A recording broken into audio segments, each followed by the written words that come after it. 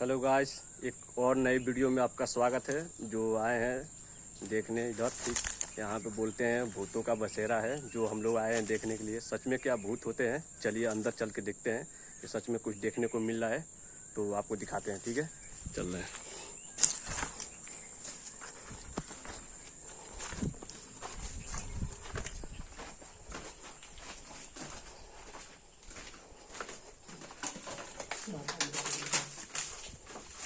जो देखने को मिल रहा है पूरा अंदर सुरंग है, जो इसके अंदर से जा रहे हैं। ठीक है, ये अंदर से इसको देख रहे हैं।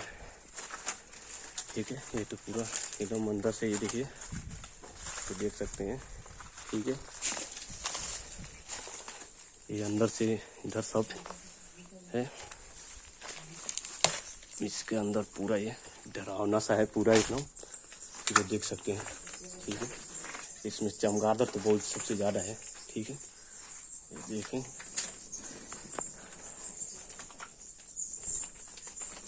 तो देख सकते हैं बहुत ज़्यादा चमगादड़ है इसके अंदर।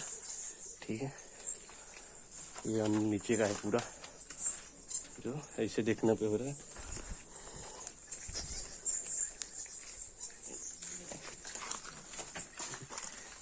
इसको दिखा सकते हैं जो इधर से।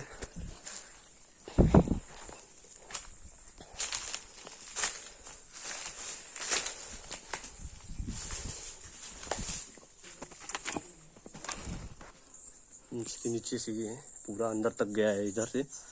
ठीक है, चलिए इसके दूसरे साइड से आपको दिखाते हैं। ठीक है।